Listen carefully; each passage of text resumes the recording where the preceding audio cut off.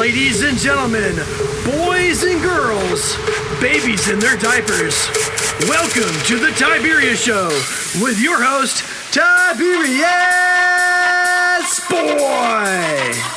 That's me, Tiberius. Welcome to the Tiberius Show today, and I'm your host, Tiberius Boy. And as always, looking at various jobs and how they affect the world around us. Today's is going to be very interesting. We're going to talk to a content producer for commercials and TV shows. Do you have any idea what a content producer does? Well, neither do I, so let's find out. Let me introduce our next guest, the one, the only, the amazing Rebecca Chandler. Hey, how's it going? Happy to be here. Well, thank you for being on the show. Fantastic. I'm happy to be here. Glad to meet you. Okay, so you were listed as a content producer for commercials and TV shows. For my listeners that have no idea, can you explain what that means? Yeah, so I'm an executive producer for content. So basically what that means is that I am responsible for managing the entire project from end to end. That could be a TV show, a feature film, a commercial, whatever. And that means I control the financial, schedule, legal, and part of the creative process from beginning to end. And it's, I'm the boss at the end of the day. So when you produce this content, are you provided with a starting point, or do you have to make everything up yourself? It depends. Sometimes I'm part of the team that starts with the idea. I want to make a documentary about dogs, and we start to put it together and write it together. Sometimes I'm given a script, and I'm told to get it produced, get it done. So it really just depends on who I'm working with and what they need from me, and it can go many different ways. Okay, so where do you get your ideas from? Like, do you have to do research? Loads of research. No matter what you do in storytelling, research is number one. So if you want to write a film about dogs or you want to create a podcast, as you know, you've got to do loads of research to make sure the story makes sense so that other people want to follow it. So what got you interested in content production? I love storytelling. And when I was really young, I was about 20 years old and I got my first job in advertising. And I love stories. If it's a commercial or a documentary or a feature film, I just love storytelling. So it made sense for me. Okay, so how long have you been doing this? I've been in this business for about 33 years, which feels like forever. But what's fun about this business and the film business, TV business, content business is it's always evolving and it's always new and exciting. Either be like TikTok is new or a new camera comes out. So it keeps it really fresh and fun. Okay, so when did you know that this was the job for you? Really early. My first job, really. I knew within a couple of months, like I really wanted to get to know what it took to create great stories and how to produce them and bring all the pieces together. And it really, I totally enjoyed it. Okay, so how long does it take to produce the content for say, like a 30-second commercial? A 30-second commercial could take anywhere. Let's say it's a brand like Coca-Cola, for example. A 30-second commercial for Coca-Cola, that could take anywhere between a month to 6 months to create. It depends on how complicated the commercial is and who's in it. So if it's just going outside with a camera, that's easier than if it's special effects. If I'm working with a famous celebrity and I have to wait for 4 months until they're available, that's longer than if I have a normal cast that I just find through casting. So, Wow. So yeah. do you have to produce the entire story at once, or do you just do it in steps? Every production goes in steps. So you have like the prep phase, the filming phase, and the editing phase, and the completion phase. And that can be over a couple of days, or it can be over a couple of months. And for feature films, it could take a couple of years before the film is actually ready. Now, my dad told you that you started your own company. It's called the Chandler Group, and that you are a global content consultant. Well, how is that different from being a content producer? That's such a great question. So what I did is I converted my producer skills into a consulting career because I got kind of tired of being on film sets for 20 hours a day as an executive producer. So I wanted to get into consulting. And what I do now is I work with big global brands like Coke and others, and I give them advice about how to create content and how to produce that content effectively and intelligently. So what are the type of content that you have created? I've produced feature films, documentaries, music videos, commercials, and all kinds of social content, as you can imagine. My favorite format is a documentary because I love research. I'm a complete nerd when it comes to that stuff. I love to read and get information. So I love the discipline of documentaries and how much work it takes to put a story together. Well, have you done anything with like any big name companies? I do a lot of work with Coke. I've done work with Nike. I've worked on a Netflix feature film. Nice. I've consulted for Meta on the metaverse, stuff like that. So yeah, I've had a good time. It's been fun. So how does being a content producer make the world a better place? I think stories are essential. And I think that if you look at cave paintings on a cave somewhere that are thousands of years old until today, you look at TikTok, everyone's always tried to tell a story, right? And how we tell the story has changed. We don't paint in caves anymore. We record them with our phone. But I think that storytelling is essential to culture and to how we get to know each other and how we treat each other. So I think that storytelling is really important. And I'm glad I'm part of it. Well, now here seems like a good quick commercial break. Let's hear a word from our sponsors. The Tiberius Show would like to thank one of their dedicated sponsors, Custom Designs Orlando. These guys are on Mills Avenue and do all sorts of stuff, ranging from photo ID badges, engraved signs, custom braille ADA signs, vinyl lettering to trophies and awards. The cool part about Custom Designs is they can ship products all over the United States. You can reach them at 407-898-0373 and tell them that Tiberius sent you. And we are back here talking with Rebecca Chandler. And Rebecca is a global content consultant and an author. So, Rebecca, you have this passion for content production. So, what got you so interested in putting these kinds of projects together? I love the complexity of storytelling. So I love figuring out when someone brings a script to me and it's, 120 pages, 120 minutes, and they say, we want to get this done. I love the complication of it and being able to pull it all apart and create a roadmap as to how to get it done. So I really love the challenge of it. And I love the people that I get to work with. The people are incredible. So, what's the best part about doing this job? Getting to see the world. I've been able to see over 100 countries. I've lived in Africa, the Middle East, and Asia, and America. So I'm very lucky. And I think it's one of the few career paths you can choose where you get to say that. Wow. So, what's that one project that you will never forget? I was able to help write and produce an undercover documentary that we filmed in Africa about how people were being treated based on the lifestyle they chose to live. And it was really interesting and heartwarming to get to interview people one-on-one and to hear their stories and their struggles. And I'll never forget that project. It was amazing. So, does it take a lot of training to be able to be a content consultant? I think it's more experience than training. I think that the fundamentals of producing are you have to be good with math, you have basic math, you have to be able to plan and see ahead of things more than anyone else, and you have to be able to communicate. And so all those production related talents that I crafted, I put that into consulting. So, what's the hardest part about doing this type of work? By far the hardest part is to try to convince, let's say, a crew of 100 people and your clients and everybody else involved to follow your vision and to follow your roadmap to get to completion. And so you have to be able to listen and you have to be able to find ways to convince people to agree when they want to disagree. And you have to be able to always, always, always prioritize the creative more than anything else. And sometimes that's hard to do when it's just easier to say, let's just skip that shot. It's too hard to get it done.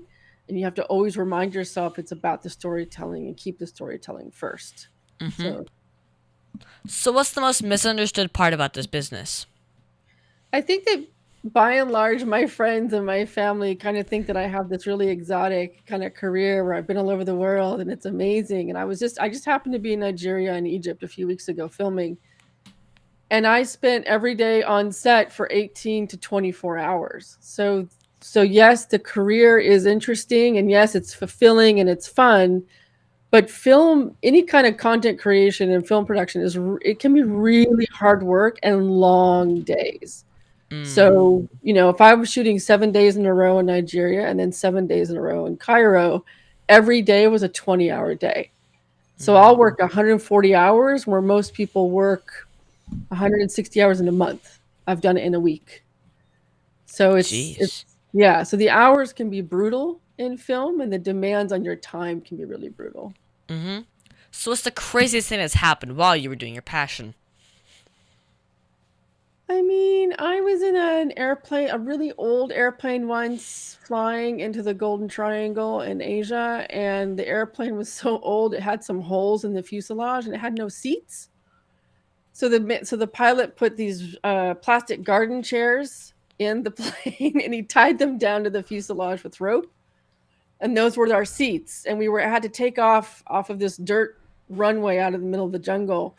And the pilot said, look, the plane's going to nosedive for the first 30 seconds after we take off, and then we'll level out. But just know you're going to be going straight down for like 30 seconds, but don't worry, it's fine.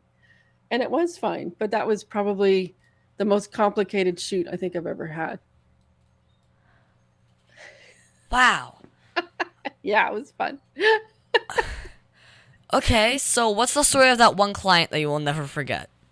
Oh, I think the one client I'm never going to forget is this. I won't say who they were with. They're probably still there. But it was a woman, and she was convinced that everything that she said was true and it was perfect. And so she would say, I would say, we need 10 days to prep for that. She'd say, no, you have 1 day. And that would be the end of the conversation. You're like, no, actually, it's going to take 4 days to build the set and 4 days to paint it. So we need 10 days. No, you need 1 day. And she was just so detached from reality most of the time that I learned to ignore her. And I just said, oh, right, okay, it's 1 day. And I would just go take the 10 days and never talk to her. But I just learned to completely ignore everything she said. And everyone just was fascinated by the fact that she would come and say things to me in the middle of a film shoot, and I'd be like, oh, okay. And I would completely ignore what she had said because it was nonsense. It was ridiculous. So what advice would you give to my listeners if they wanted to go up and be a content producer? Study hard, learn how to write a really effective email, learn how to schedule, learn how to budget and use Excel. These are basic skills, right? These are not overly complicated skills. Learn a little bit about storytelling. Read. Always be reading. Always be looking for a source of a new story, a book, a play, an article, and be really curious. You have to be curious to be a great producer, because when someone comes to you and says, we want to put a car on a helicopter and land it in the middle of the ocean, you have to be really curious and be like, okay, well, how am I going to do that? You can't say no. There's no such thing as no in production. There's only, sure, we'll figure that out. Okay, so in order to answer that question, you just put a car on top of a helicopter and just land it on the ocean. Sure. So what would I do? Like, I would immediately think, Crane, put on car on helicopter. Do I have to do it at all? Do I do it as CGI completely? And if the client said, yeah, it has to be our car on a helicopter. Okay. Where in the world can I put a floating platform in the ocean legally? And where can I get a sexy helicopter that looks pretty? And where is the car? Is the car being built in Germany and I have to shoot it in Tahiti? How do I get it there? And what is the weight of the car on the platform? And how much buoyancy does a platform have to keep the car up? And there's all these kinds of questions start to go, well, what happens to the car when we're done? How do we get it off? Yeah, it's like Yeah, you. like, It's like you yeah, almost have to put it on top of the right. helicopter. I Like mean, I'm it's saying, like a mount maybe, and just like crane it down. Not sure, but not still, sure, but it's a great like you get the strangest requests as a producer, and your job is always to say, "Yeah, let me figure that out. No problem." yeah. So it says in your bio that you're an author and wrote a book about getting hurt by a family member. Could you tell me Yeah, more about that? yeah. I wrote my memoir, and it's a story about getting hurt as a young kid and my parents' divorce, and then how when I was an adult, how I sought help and healing for that. Mm-hmm. So did you tell anyone in your family that someone was hurting you? I did not. I didn't tell anyone in my family what happened until I was about 19 years old. Wow. So how did you get the person to stop? There was one night when I was 13 years old. I started being hurt when I was quite young. I was 5. And when I was Mm. 13, there was one night when that person tried to hurt me again. And I said, something in my body said, no, no more. And I actually physically pushed that person away from me. And then I threatened them. So I just said, you're never going to hurt me ever again, that kind of thing. Mm. And that ended it. That was the end of it. Okay. So who helped you pass the trauma of the situation? I had a lot of help from therapists, different kinds of therapists. Yeah. And I had to really kind of count on myself to get help and to make the help happen and to keep getting help. I mean, healing doesn't happen in one time, it happens over many different times. So, you have to keep wanting to get better, keep Mm-hmm. working at it. So did dealing with your trauma help you become a better writer? I think I wrote my book to improve my healing, right? I think writing my book was part of my healing journey. I'll say that way. Um, and I think being able to express yourself creatively, however you do it, painting, writing, sculpture, dance, whatever it is always a really important part of anyone's healing. Mm-hmm. I think your creativity is really what your body hangs on to the most when it wants to feel good and to feel safe. Mm. So the name of your book is It Won't Hurt None. Well, that's a pretty interesting title. How'd you come up with it? That was a phrase that the person who was hurting me used to say to me, and I'll never forget that phrase. And so I thought that I would put it on the cover, but that really my story is about if anyone ever is harmed, how do you get better? And that's really what my Mm. book is about, is just getting better. So what did your family say after you published the book? Unfortunately, my family, even when I was 19 and told my family about that, and now later in life, I'm 53, my family has a really difficult time accepting my story, my truth. Mm. So for my immediate family, my family has largely ignored my book, but my extended family, interestingly enough, have all read it, which has been really interesting because these are people I'm not particularly close to, but they've read it, which is nice. Mm-hmm. Now, this is a very serious subject. Well, what advice would you give to someone that's being hurt by a family member and does not know what to do? I think if anyone is listening and they're being hurt by anyone, and that could be physically or mentally, harmed, you need try to find someone who will listen to you and who will help you get to safety. Um, if you're old enough, you can dial 911. If you're afraid to do that, you can talk to a teacher. You can talk to like someone that's close to you, like a policeman or a neighbor or a family member that you trust.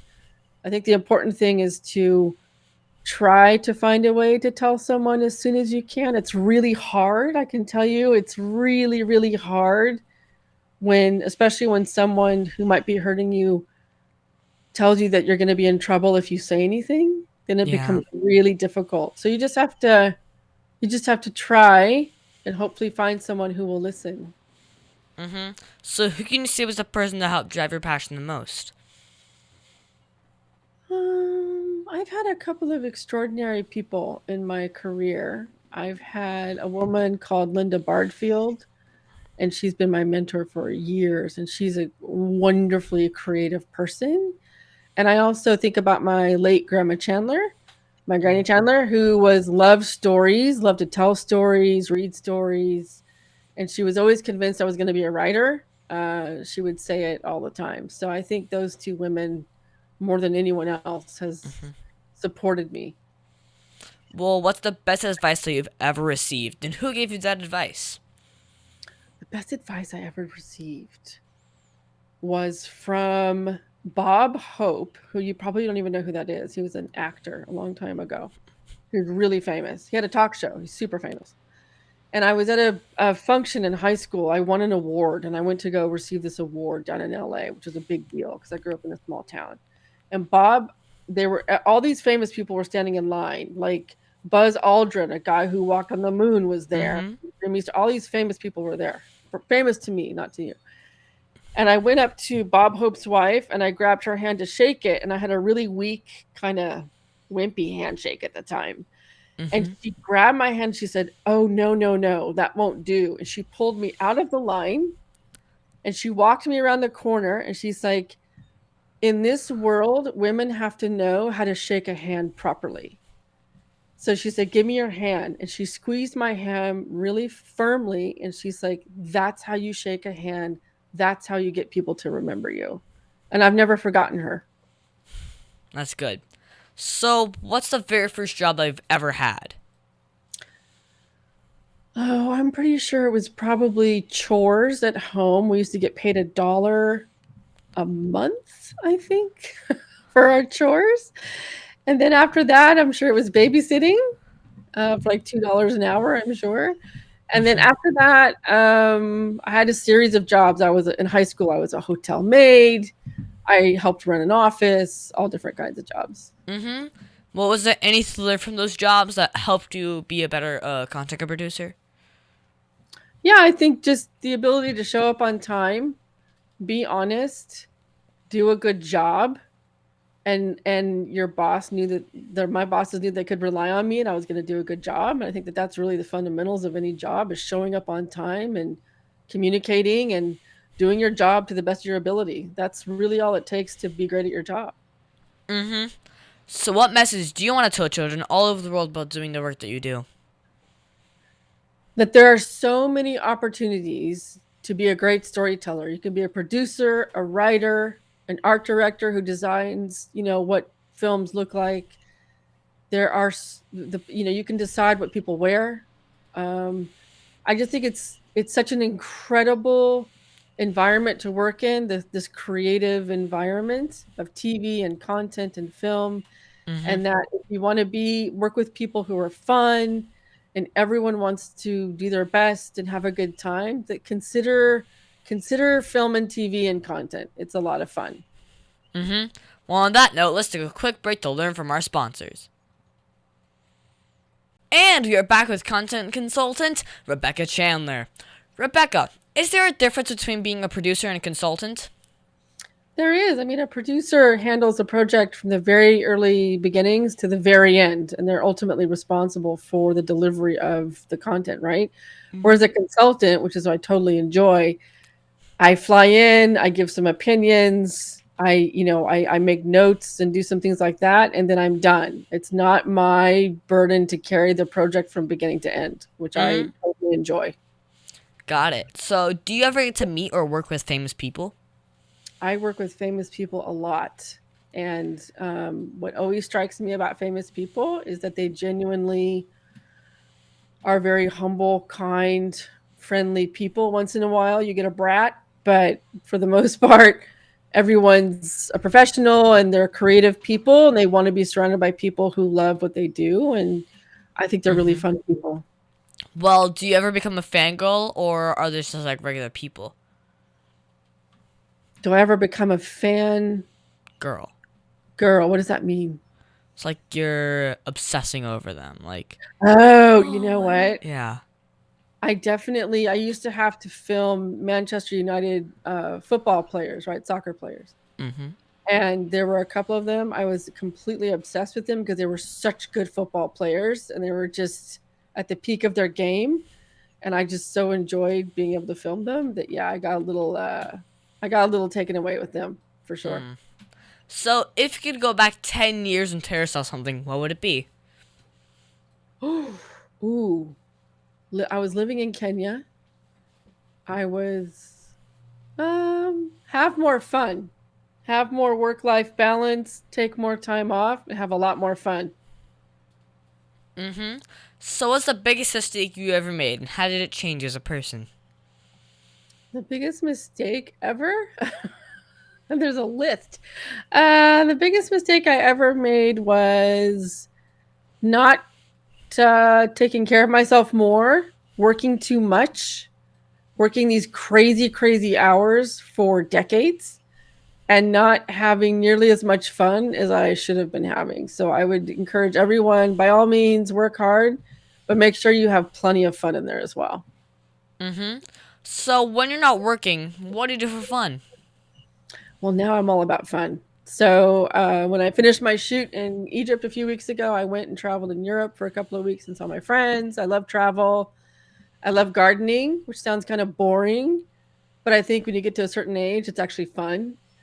And right now I'm restoring my teak outdoor furniture, which is, I don't know, it's new and kind of fun. And I don't know, I like to do those things. I like to go to Dog Beach Sweet. down the street and hang out with dogs on the beach. And yeah, Nice. yeah. Well, do you play video games? And if you do, what's your favorite one? Okay, so I'm not a player, but I am on Twitch on a regular because I love the Twitch. And I do love watching people play the new Harry Potter game. I'm completely yes, yes, you love it too. It's so good, Mm-hmm. and I just love Twitch. Yeah, Mm-hmm. I'm a So, major. what's your favorite book to read? My favorite book to read? I read the entire Harry Potter series once a year. Love them. And then that's the only fiction I read. I read a lot of history, a lot of biographies, a lot of those kinds of stories. Mm-hmm. And I read books about meditation and stuff. So those are my favorites. Mm-hmm. Okay, okay. Can you tell me that one story? You know, remember, this is a kid's show. The one story, well, that you're not supposed to tell me about. Come on, you can tell me. The one story about my life I'm not supposed to tell you about? Okay, I'll tell you this on the down low, right? You ready? I was in Vietnam, minding my business. And at the time, this is 30 years ago, you weren't really supposed to go into Laos. Not really. But we got to the border and we thought, this could be fun. Let's just sneak across, right? What could go wrong? And so we ended up just kind of walking into Laos, like, hey, how's it going? No visa. Don't pay attention to us. Silly girls.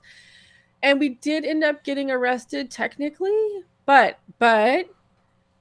we also ended up making like best friends and we had a barbecue at the police station. And at the end of it, because we bought all the meat for the barbecue, they let us go back into Vietnam. So yeah, but don't tell anybody we did that because that's not supposed to happen. So yeah. Okay. Well, do you have a Facebook or website for my listeners to follow you? Yes, you can find me at RebeccaEChandler.com. Don't forget the E in the middle. And all my social handles are there. I'm on TikTok, Facebook, Instagram, Twitter. You can find me there. Mm-hmm. Well, what's that one question that you think I forgot to ask you? You probably forgot to ask me what my favorite country is. Well, what is it? Okay, I'm going to break hearts with this one. You ready? Are you ready for this news? It's France.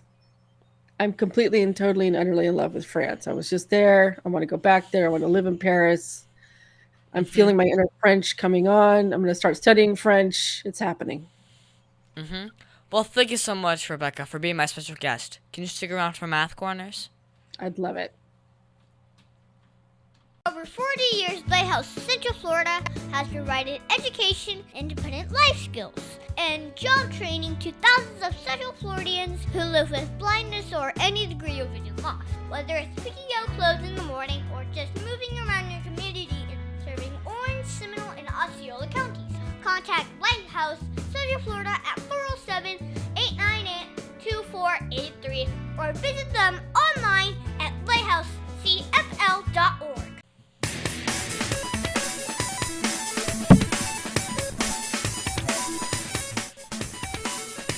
Tiberius' favorite subject, it's Math Corners! And thank you, Rebecca, for helping me with Math Corners. This week, we're going to do some more multi-step word problems. My dad is always good at finding new problems for me to solve. Today, we're going to talk about a school auditorium. So, Tom is asked to set up the school auditorium for a speaking event. He's supposed to set up 15 round tables and 10 rectangular tables. Each round table has 6 chairs and each rectangular table has 10 chairs. How many chairs will Tom need to set up? Well, first is a real world problem because, schools love getting kids to do all the setup before special events at the auditorium. But to solve this issue, you first have to figure out the number of chairs of round tables. So if 6 per tables, you have to times that by 15. So 15 times 6 is 90 chairs. And now we turn to the rectangular tables. Now this is much easier since there's 10 chairs and 10 tables, so 10 times 10 is 100 chairs. Now you have to add the two together and you get 100 plus 90, which is 190 chairs total. Tom, I believe, is going to be pretty tired, don't you think? Very tired, exhausted. Yes. So, Rebecca, do you ever have time to set up the tables and chairs for your school? A long time ago, we sure did. That's all we seemed to do is put chairs in and out. Well, my teacher said that I would use math every day. How do you use math in your work? Oh, I budget huge projects from, let's say, $50,000 to $10 million. And I have to decide how to divide that money up and to spread it around all the different requirements. So math is essential. And knowing how to use Excel and a spreadsheet is absolutely critical. Well, thank you so much, Rebecca, for your help with Math Corners. Sure, anytime.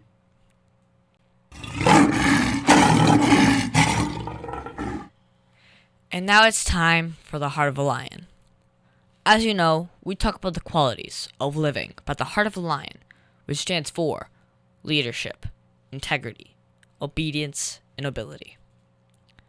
This week, we're going to talk about leadership. For me, I think leadership is the act of loving what is good, having self-control, and being disciplined.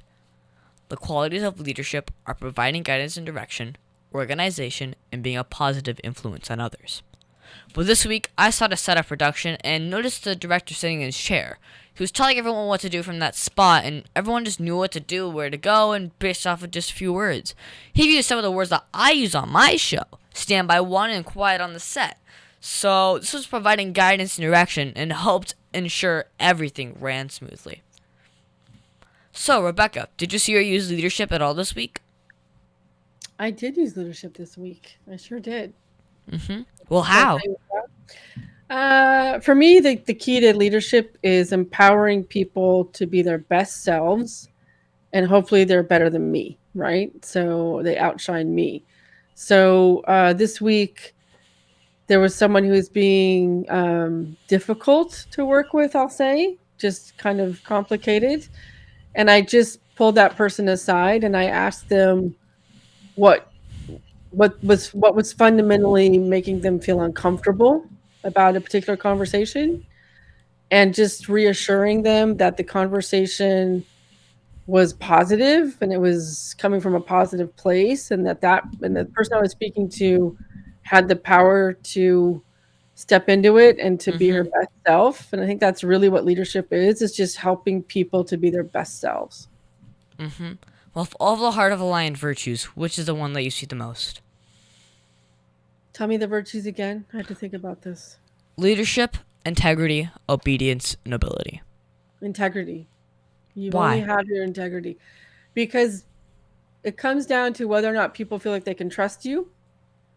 And your integrity is something that you should never surrender, because once you do, it's surrendered forever. Your reputation comes with your integrity. And you just have to always maintain a sense of yourself and identify your boundaries and never cross them, especially in business. Once you cross a boundary, everyone knows you've done it, and you can never get clear of that. So your integrity for me is the most important thing about a person. Well, we should always try and be lying strong in everything we do, shouldn't we? Absolutely. And that's our show, folks. I want to thank the one, the only, the amazing Rebecca Chandler for being on my show. It has been so much integrity today. I think we learned a lot about being a content consultant and being touched on what you do if you're dealing with trauma in your life. Thank you. I had a fantastic time, and I can't wait to hear this episode and many more and see who's up next for your interviews. Well, no problem. And also, do you mind giving your social media and website again? My website, RebeccaEChandler.com, and you can find me there.